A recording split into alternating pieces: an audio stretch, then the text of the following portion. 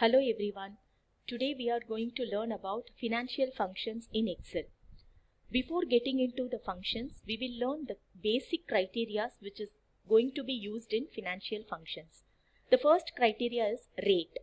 So rate is nothing but rate of interest. So a rate of interest can be calculated as if the payment is made quarterly, then the rate of interest has to be divided by 4. Actually total 12 months. So you are going to make a payment 3 months once. So 3 plus 3 plus 3 plus 3. So 4 installments. So for in that case, the rate of interest has to be divided by 4. If the payment is made half yearly, then the rate of interest will be divided by 2. And if the payment is made annually, then the rate of interest will be divided by 12. This is the basic thing we should be aware of. Then the second criteria of financial function is NPER. So NPER is nothing but the total number of payment period. Okay, whenever we are taking a loan, so like if you are taking a loan of 5 years, you are going to repay it in monthly installment. So the total number of period is 5 into 12. Okay, so here the total number of period will be multiplied by 12 if the payment is made annually. Again, as per this consideration, if the payment is made quarterly, then the number of payment period will be multiplied by 4. And if the payment is made half yearly, then the number of payment has to be, means now NPER will be multiplied by 2. And if the payment is annual, then NPER will be multiplied by 12.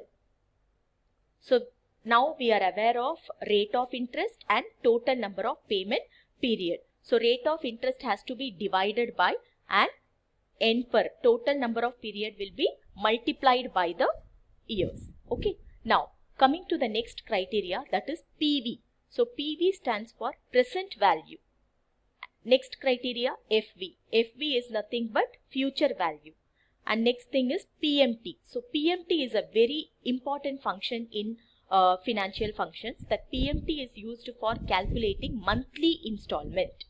Okay, we will see in example, through example, how the way we can find out the EMI. Means it's simply like an EMI, easy monthly installment, how to calculate the EMI. Okay, now the next is type.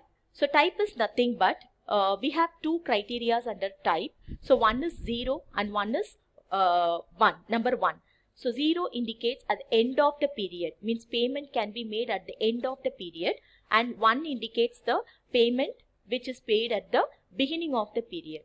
Say for example, now we are going to calculate PMT, okay, EMI, which is known as EMI. So whenever the customer is paying an amount, so if the type is 0, that means you can make a payment and at the end of the month. If you are making your EMI in 15th to 30th, okay, your EMI falls on 15th to 30th dates. So then the payment period, means type is 0 at the end of the period. If you are making a payment at the beginning of the month, starting of the month, that means 1st to 15th, okay, your EMI falls from 1st to 15th day. Okay, so in that date, then the type is 1. Okay, clear? So total 30 days, 31 days. So at the beginning, in the sense, first 15 days you are making a payment, then the type is 1. Last 15 days if you are making a payment, then the type is 0. And one more important thing is, whenever we are receiving cash, then you have to put it in a positive symbol.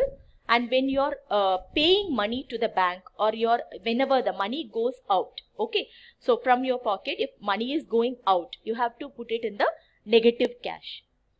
Okay, so this is the thing. This positive symbol can be, if it can be a loan, but amount we are receiving, so it has to be put it in positive sign. This is the basic introduction to before getting into the concept. Now we will execute the PMT function through one example. See the example. From a bank, you are going to take a loan of rupees 10 lakhs at 11.75% interest rate. You are going to repay it in next 5 years in monthly installment. Payment is to be made at the beginning of each month. Okay, so all the criteria we have understood. Now we have to apply the formula for PMT. Now what is the basic formula for applying PMT is equal to PMT, the function name, open bracket. See the criteria. First is rate. Second criteria is NPER.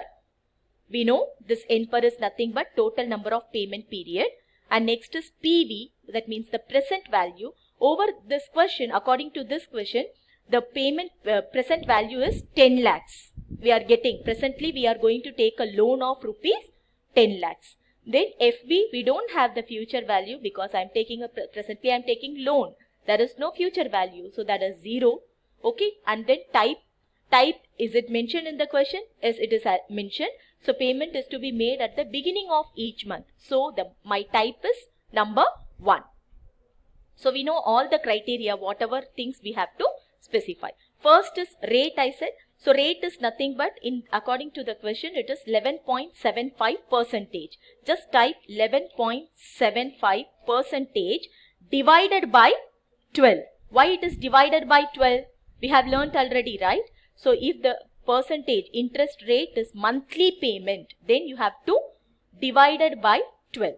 It has to be divided by 12. So that thing is over. First criteria is over. Next is NPER. So NPER is nothing but 5 years in monthly installments. So total number of NPER will be 5 into 12. So you can directly put 60, or as per the criteria if you want to go, you can mention 5 into 12. Comma. Then next is PV, present value. What I said, we are receiving cash of 10 lakhs.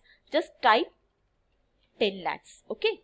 Now, what is the next criteria? FV, we don't have future value. Even we can omit this because if it is mentioned in the square bracket in any function, so that treated as an optional value. Okay. So if you want to specify, you can. Otherwise, just leave that.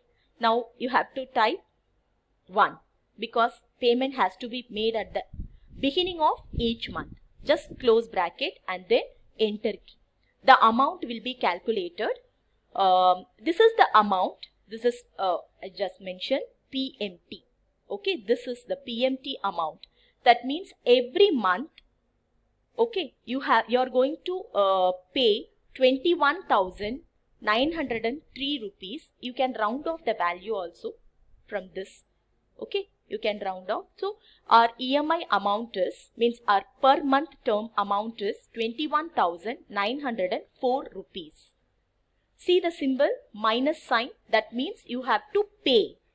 I told you, no, so whenever we are going to make a payment, whenever money is going from us, then we have to specify it in minus sign. When we are receiving cash, it has to be mentioned in positive sign. I hope this is very helpful to you and we have learnt all the things. Thank you. Thanks a lot. Related to PMT function.